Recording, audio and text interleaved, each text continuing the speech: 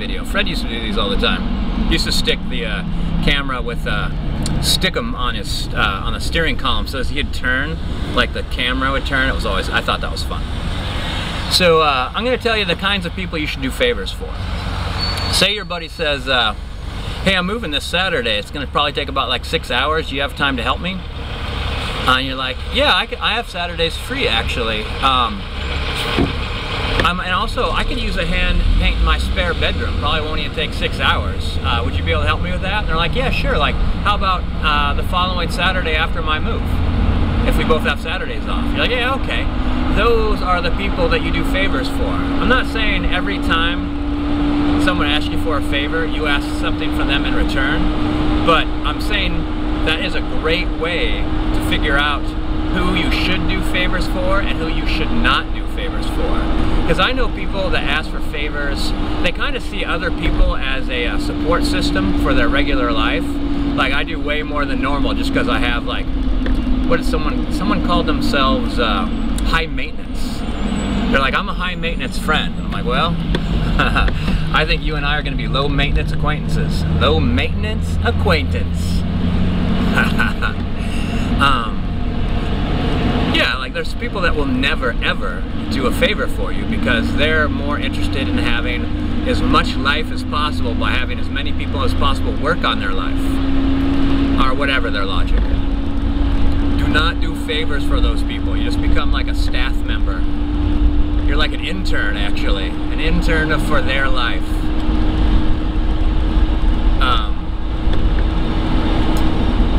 But there's also things too about some people set up scenarios for you. I think it's another version of putting their hand on the steering wheel of your life.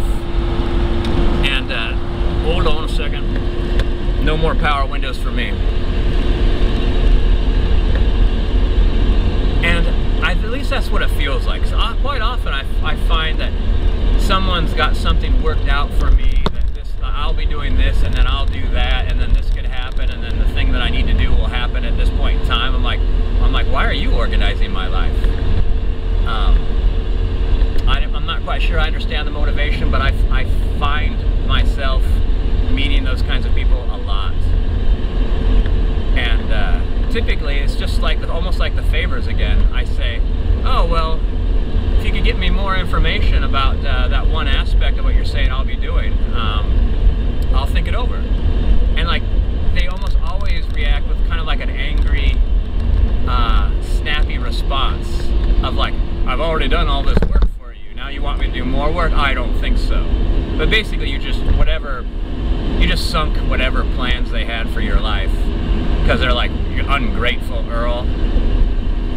But really I was just like, well, why am I doing stuff in my life the way you think I should? Like, why did you really don't have enough time? I mean, you have so much time and not enough going on in your own life that like you're working out ways I could live mine. Shame on you.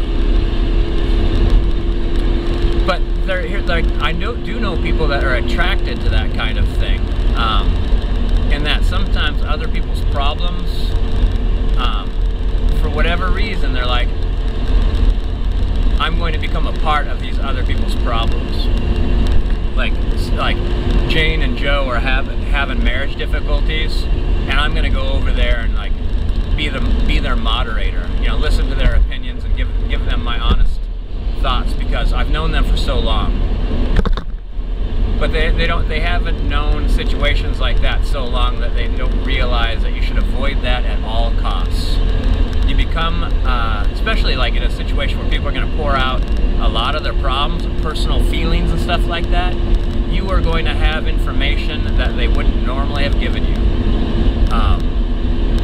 Actually, that's why a lot of times when someone's having a problem, I specifically try to avoid or stop them from telling me anything that they might regret later. Like for instance, like one of my friend's husband wrote her a note about her weight gain, and she started to read the note to me, and I'm like, whoa, whoa, whoa, whoa, that's a personal thing between you and your husband. I'm sorry you're upset. I really do think you guys should talk about it. I think that, you know, as we go through life, our weight fluctuates, and if it doesn't bother you, you know, just let him know that you're happy with how you look, and for him to stop being so goddamn judgmental. You know, like, you know, generally, like, you know, so-and-so's giving me a hard time for putting on a few pounds. Like, hey, well, fuck that guy. But stop them short of just going, giving you like a ringside seat to their inner life.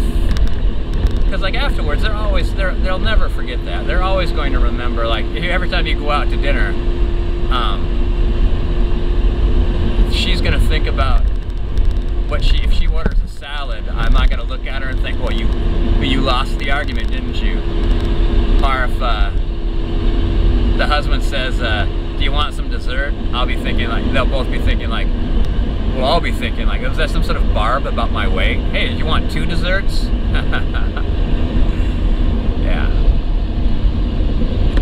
I mean, maybe, and here's the thing too, like, you know, being an introvert, a bit of a hermit,